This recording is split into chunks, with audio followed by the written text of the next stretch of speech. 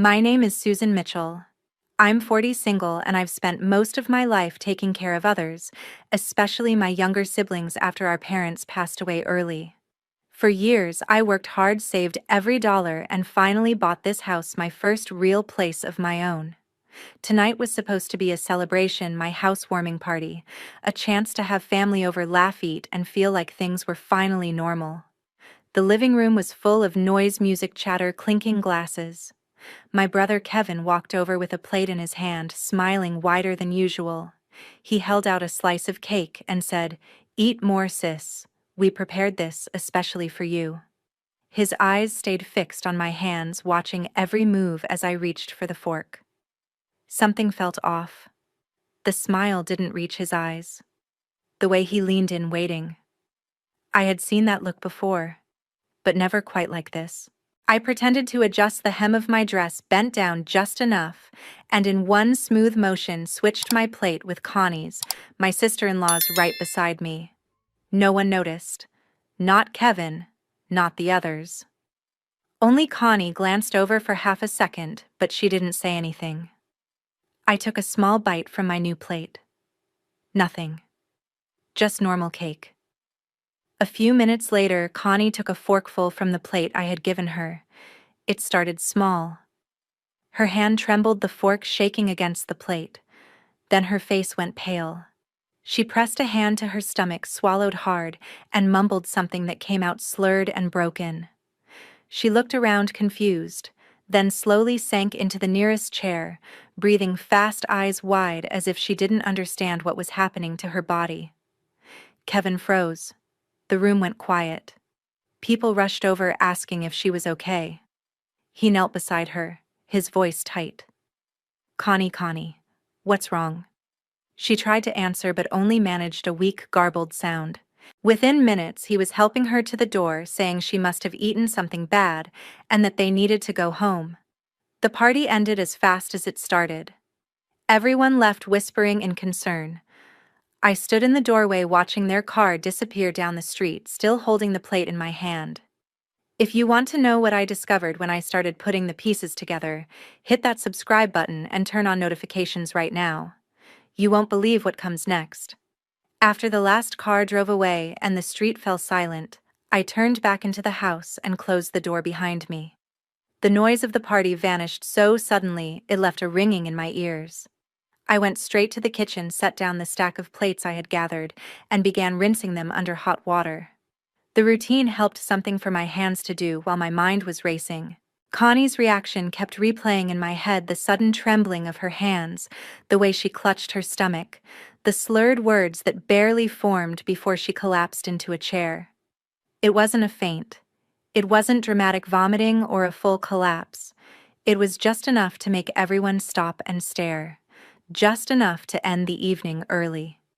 Kevin had immediately helped her up, his voice tight with concern, saying she must have eaten something that didn't agree with her. No one questioned it. Why would they? I dried a glass and placed it on the rack. My thoughts drifted back to the months leading up to tonight. Kevin had been asking about my doctor more often. Not casual check-ins, but very specific questions. Do you go for regular checkups? Has the doctor said anything about your blood pressure or stress? I had answered without thinking everything was fine. He was my younger brother. It sounded like care. Then I remembered an afternoon last spring. He came by alone, sat at this very kitchen table, looked around the empty rooms and said quietly, "You live by yourself like this? If you ever get too tired, I can help manage everything for you. Finances, paperwork, whatever you need. Don't worry." His tone had been gentle, almost protective. I remembered smiling and changing the subject. It sounded like the boy I had raised after our parents died, responsible and thoughtful. But tonight, those same words felt heavier. Help manage everything. The phrase stuck in my mind. I finished wiping the counter and walked into the small office off the living room. The filing cabinet stood against the wall, unchanged since I started working full-time at 20. I opened the bottom drawer and began flipping through folders. I told myself I was just checking the house documents, something ordinary to calm my nerves. I needed to see the deed, the mortgage payoff, proof that this place truly belonged to me. My fingers paused on a thin folder with no label except my own handwriting in the corner. Kevin, P.O.A. I pulled it out. The document was dated 3 years earlier, a durable power of attorney. I remembered the day he brought it over. He said the bank recommended everyone have one just in case. I had been exhausted after a long week, trusted him completely, and signed where the sticky note pointed. I hadn't read the fine print. Now I did. The language was precise and merciless.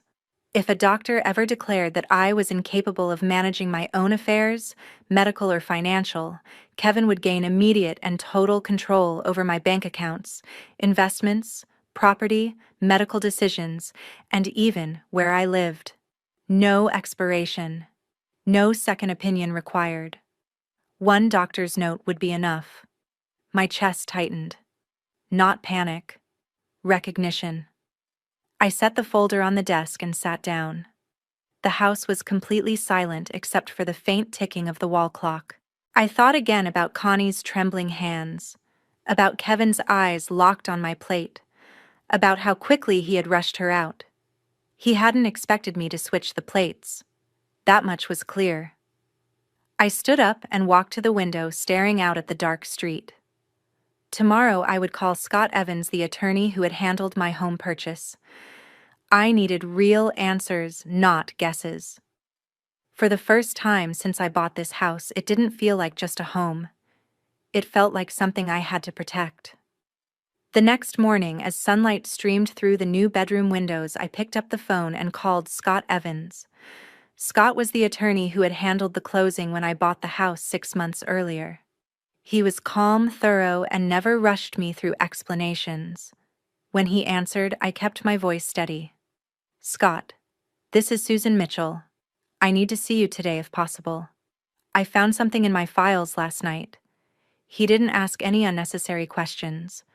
"Come in at 10. I'll clear the hour for you." I arrived early. The office smelled faintly of coffee and fresh paper.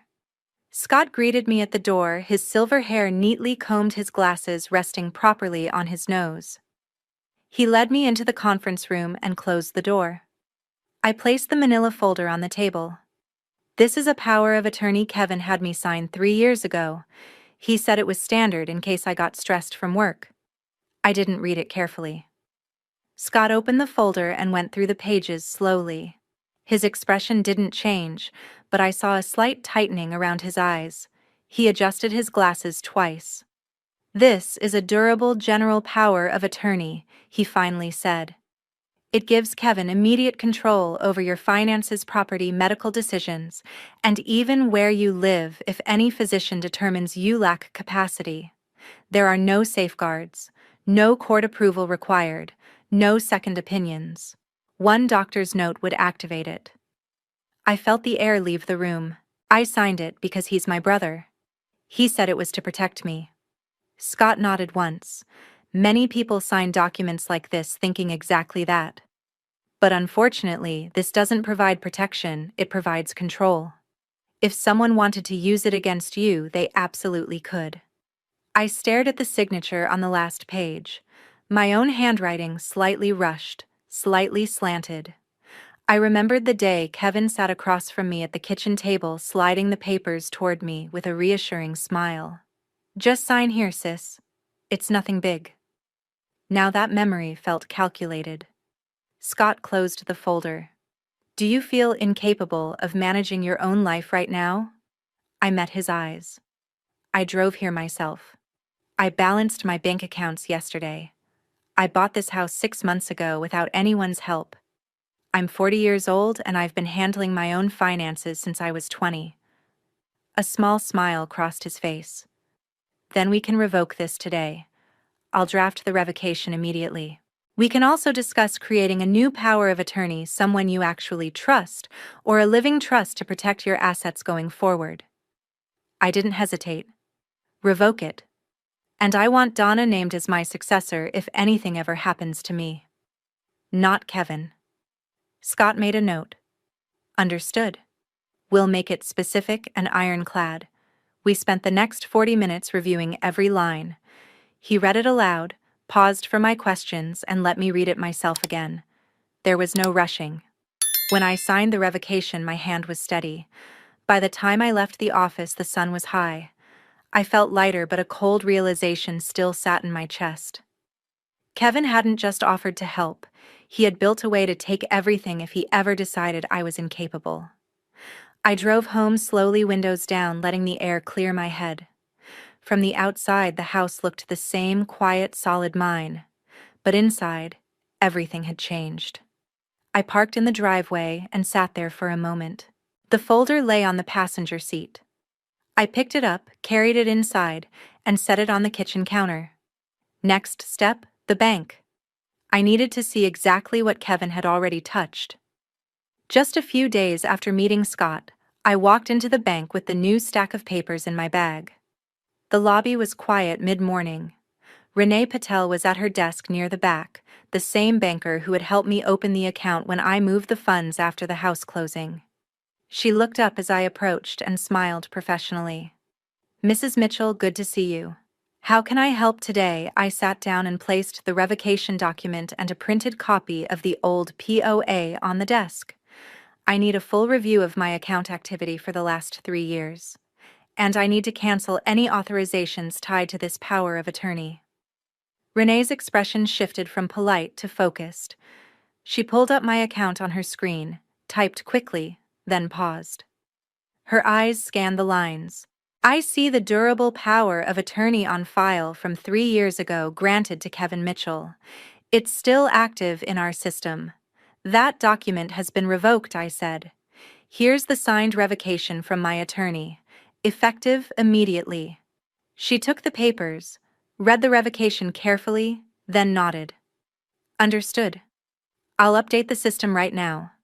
But before I do, let me pull the history so you can see what's been processed under that authority." She clicked through several screens. I watched her face as numbers and dates scrolled past.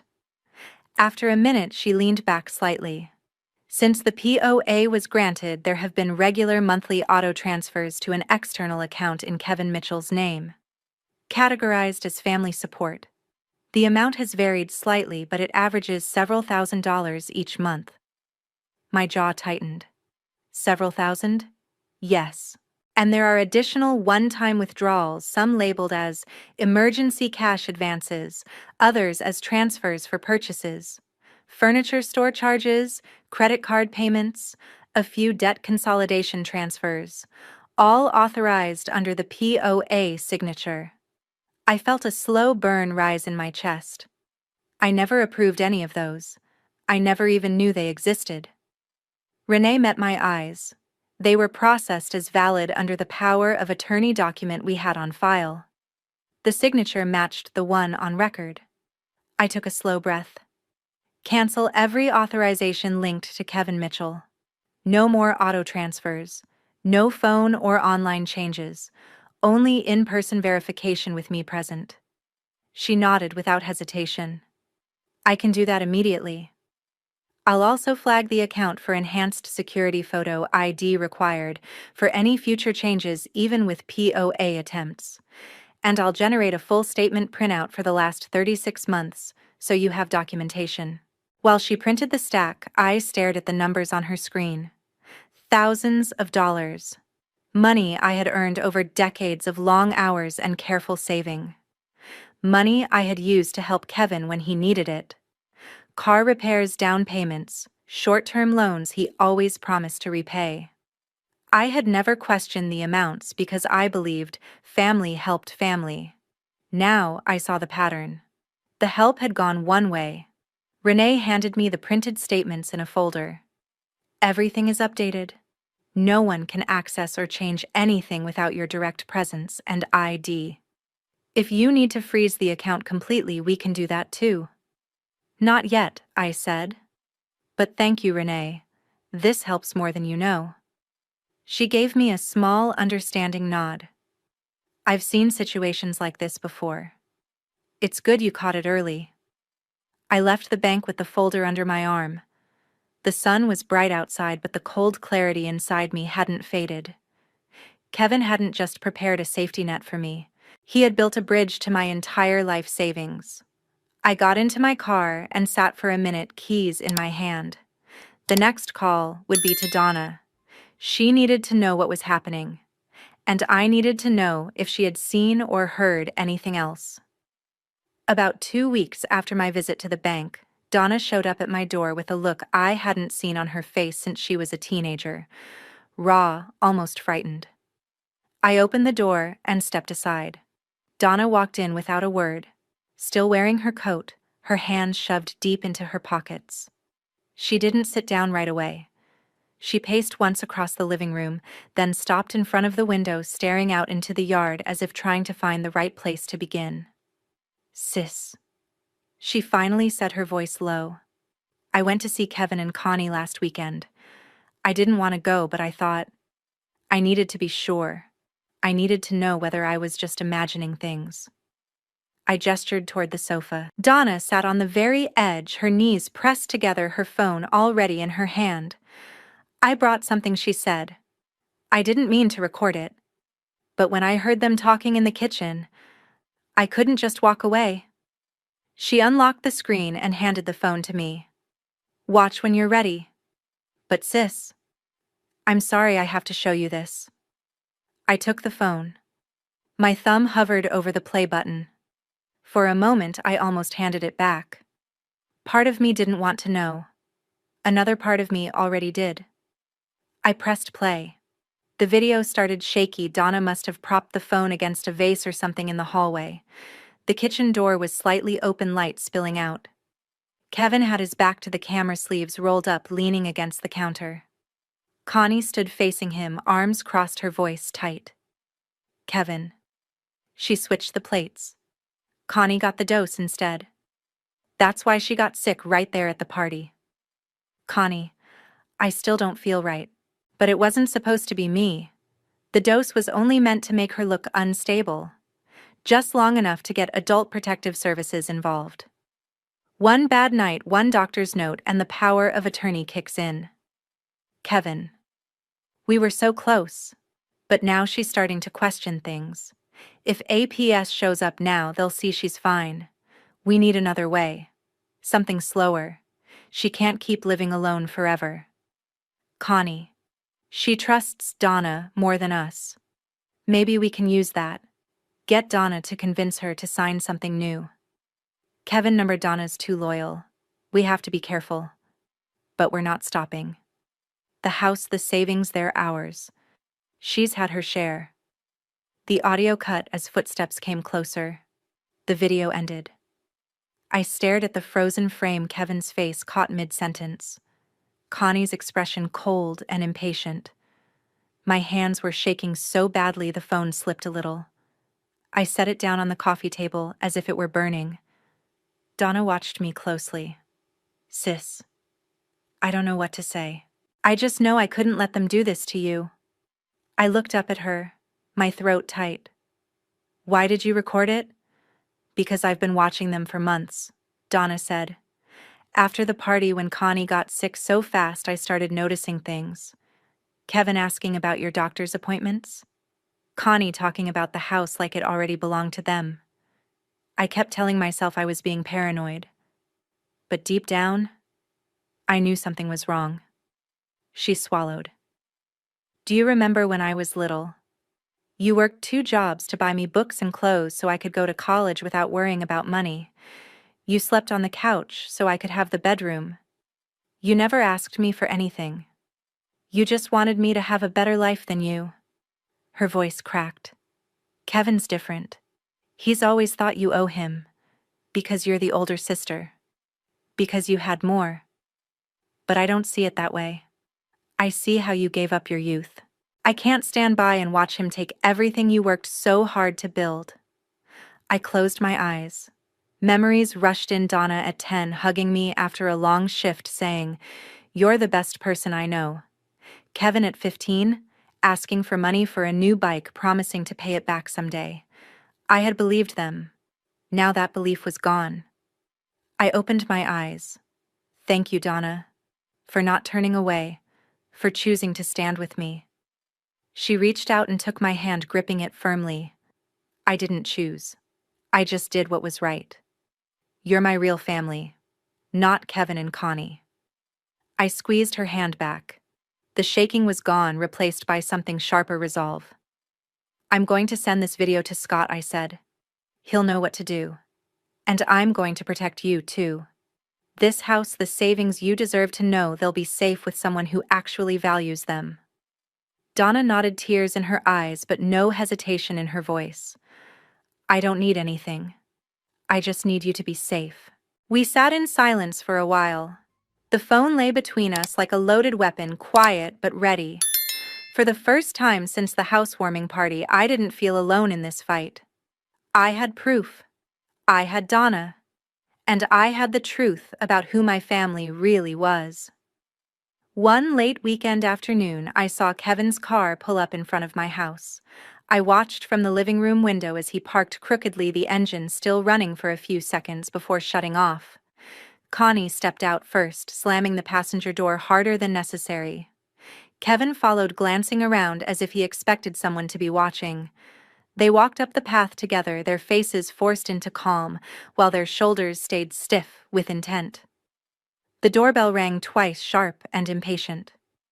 I waited a few seconds, then opened the door just wide enough to stand in the doorway. I didn't step aside. I didn't smile. Kevin spoke first, his voice too smooth. Hey sis, we were in the area. Thought we'd stop by and see how you're doing. Connie forced a tight smile beside him.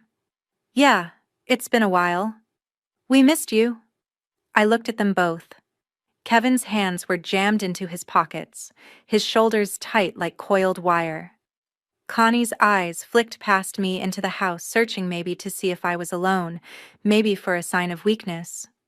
I'm fine, I said evenly. But I'm not letting you in. Kevin's smile faltered for a split second. Come on, sis, we're family. Can't we just talk? I kept my voice calm. I've already talked enough. I revoked the power of attorney. I canceled every transfer and authorization connected to you. And I have proof of what you were planning. Connie's face changed instantly. Her eyes narrowed, her lips pressed into a thin line, her cheeks flushing red. Proof. What proof? You're making things up. Kevin took half a step forward, his shoulders lifting. Listen, sis. Whatever you think you know, it's a misunderstanding. We were just worried about you. I didn't move. The video doesn't lie. I heard every word. Just long enough to get APS involved. She can't keep living alone forever. You weren't worried. You were planning to make me look incompetent so you could take everything. Connie's voice shot up, almost a shout. That's ridiculous. You can't just accuse us like that. We're your family. You've always acted like you're better than us. The perfect older sister who sacrificed everything. And now you're cutting us off. After everything we've been through. Her words stung, but not the way she meant them to. The years of double shifts, the nights I went without, so they could have more. All of it rushed back. But the pain felt different now. Sharper. Clearer. No guilt left in it. Only clarity. I gave you everything I could, I said quietly. And you used it to build a trap. That ends today. Kevin's jaw clenched hard enough that I saw the muscle jump. He glanced at Connie, then back at me, his voice low and edged with threat. You're paranoid. You think you can just lock us out? We'll fight this. We'll tell everyone you're losing it. No one will believe some lonely woman over her own brother. You'll regret this. Connie stepped closer, her face flushed deep red, her finger stabbing the air. You have no idea what you've started. We'll make sure everyone knows how ungrateful you are. How you abandoned your family when we needed you. I met their eyes without flinching. The anger pouring off them felt almost physical, but it no longer touched me. There's nothing left to work out, I said. Don't come here again. Connie opened her mouth to shout something else, her face twisted with rage, but Kevin grabbed her arm and pulled her back. Let's go, he muttered through clenched teeth. She's not listening. They turned and walked down the path. Connie looked back once, her eyes burning with anger and something that looked almost like fear. Kevin didn't look back at all. His shoulders were rigid, his steps heavy with a defeat he refused to show. I slowly closed the door. The click of the lock sounded final, clean, and deliberate. I stood in the hallway listening as their car started and drove away. My heart was pounding, but my breathing stayed steady. No tears, no shaking, just quiet certainty. I had said what needed to be said. I had closed the door on them literally and completely. For the first time in years, the house felt safe again. Right after I cut off every tie Kevin had to my accounts, a woman I didn't know knocked on my door. It was a Tuesday afternoon. The house was quiet except for the faint hum of the refrigerator. I looked through the peephole and saw a woman in her 30s, dark blazer, clipboard in hand, lanyard with a state badge. Professional, calm, official. I opened the door. "Can I help you, Mrs. Susan Mitchell? I'm Vicky Gomez from Adult Protective Services. We received a report about your well-being. May I come in for a quick wellness check?" I stepped aside. "Of course. Please come in." She entered, glancing around with polite neutrality. I led her to the kitchen table and offered tea. She accepted chamomile, plain, no sugar. I poured 2 cups and sat across from her. Vicky set her clipboard down. "I'll be direct." The report came from a family member. It raised concerns about self-neglect, possible confusion, difficulty managing daily life, and unsafe living conditions. My role is to assess if there's any immediate risk and if support services are needed. I nodded. "I understand. Ask whatever you need to ask."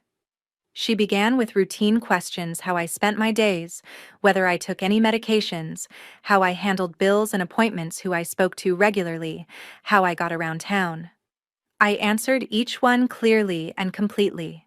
I drove myself everywhere. I paid bills on time, balanced accounts monthly. I volunteered at the library twice a week. I cooked, cleaned, managed everything myself. No missed meals, no confusion, no isolation. Vicky took notes without interrupting. After about 20 minutes, she leaned back slightly. "Everything you've described aligns with someone fully independent and capable." But the report was detailed. They mentioned financial vulnerability and possible cognitive decline. I reached for the folder I had prepared on the counter the day before. I anticipated this. "Here's documentation that addresses the report directly." She took the folder and opened it methodically. I watched her scan the pages. First, the notarized revocation of the power of attorney, signed and dated just days earlier. Then the bank statements showing 3 years of unauthorized monthly auto transfers and one-time withdrawals under Kevin's authority. Finally, the USB drive labeled "Conversation, Kevin and Connie Mitchell." Vicky plugged the USB into her tablet. She inserted earbuds, pressed play, and watched the short clip in silence. Her expression remained professional, but I saw her eyebrows lift slightly midway through. When the video ended, she removed the earbuds and looked at me. "This is substantial evidence," she said quietly. "Financial exploitation over an extended period, plus an apparent plan to undermine your capacity to trigger legal control. The timing of the report to us immediately after you revoked access suggests retaliation." I nodded once. "Exactly." Vicky closed the folder. "I've handled many cases involving family disputes over assets. Most don't include this level of preparation. Your financial records are meticulous. Your answers today are consistent and coherent. There is no indication of self-neglect, cognitive impairment, or unsafe conditions. In fact, I'd say you're managing exceptionally well given the circumstances." She stood and gathered her things. "I'll close this case as unfounded. I'll document the exploitation concerns and refer the matter to the appropriate investigative unit. If you experience further contact attempts or additional reports, call me directly. Here's my direct line." I took the card. "Thank you, Vicky. I appreciate you coming out personally." She paused at the door. For what it's worth, I've seen adult siblings try to take control many times. It rarely succeeds when the targeted person is as organized and resolute as you are. Keep protecting yourself, Mrs. Mitchell. I watched her walk to her car and drive away.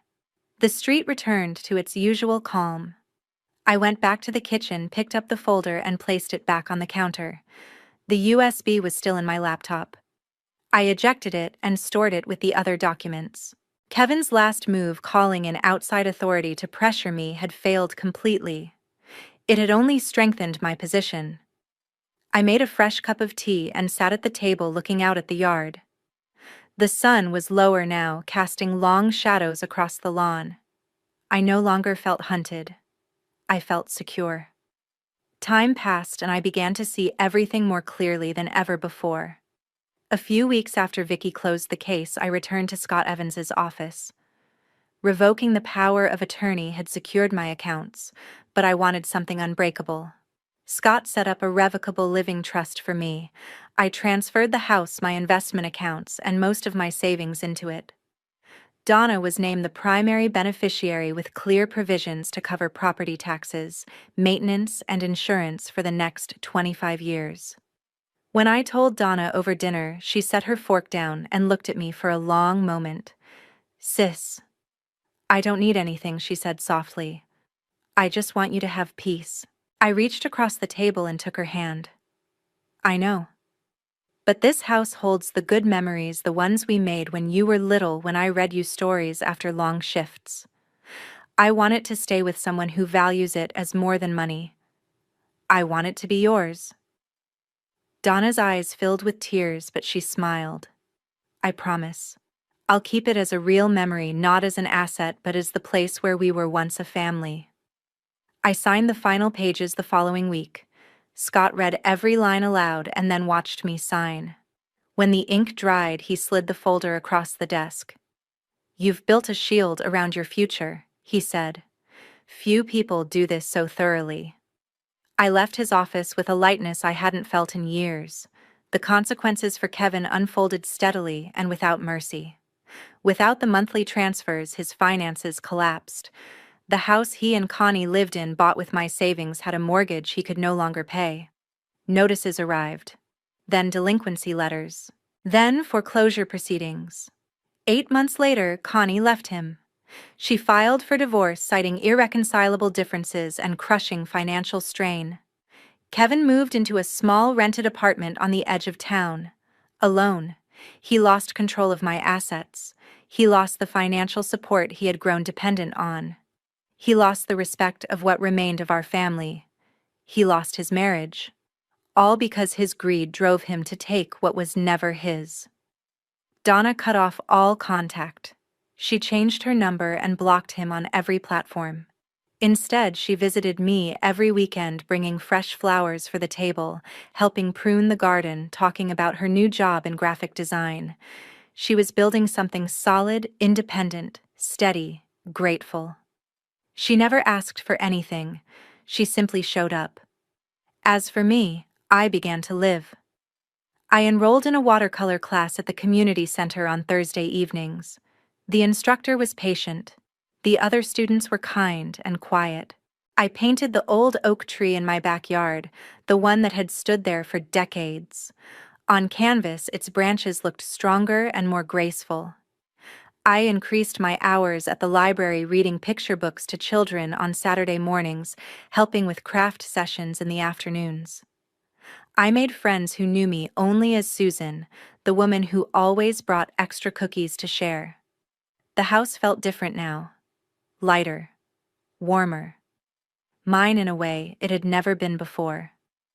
One evening, as I sat on the porch with a cup of tea watching the sunset turn the sky, soft pink and gold, I thought about the journey, the party, the switched plate, the video, the confrontation, the APS visit, the trust. And Kevin. I had raised him. I had loved him like a son. I had given him chances I never gave myself. And he had used every one of them to take from me. But his greed did what I never could have predicted. It destroyed him. He lost control. He lost the money he depended on. He lost the respect of what remained of our family. He lost his marriage. All because he could not stop reaching for more than he had earned. I didn't feel pity. I felt peace. I had sacrificed my youth to raise Kevin and Donna. I worked endless hours, skipped dreams, and put their futures before my own. But sacrifice does not mean surrender. It does not mean letting someone take your life just because you once gave them your heart. Real family does not exploit. Real family respects. Real family protects. I stood up and walked inside. The house was quiet, warm, and safe. I turned off the lights and went to bed. Tomorrow I would wake up, make coffee, open the windows, and live the day on my own terms. I am Susan Mitchell. I built this life. I defended it. And now it belongs to me. The value this story brings to you. Sacrifice has limits. You can give everything to family, but that does not give them the right to take your life in return. Boundaries are not betrayal. They are self-respect. Greed destroys. The greedy Kevin's unchecked desire cost him everything: power, money, reputation, and marriage. Ambition without integrity leads to self-destruction. Family is chosen, not inherited. Blood does not guarantee loyalty. Donna proved that real family stands with you, protects you, and honors what you've built. Protect yourself early. Don't wait for betrayal to act. Document everything. Seek legal advice. Revoke access when trust is broken. Your peace is worth more than any relationship. Freedom comes from decisiveness. Cutting off toxic ties is not failure, it is victory. It's how you reclaim your life and make room for genuine love and growth. Live deliberately. Protect what matters. And never apologize for choosing yourself.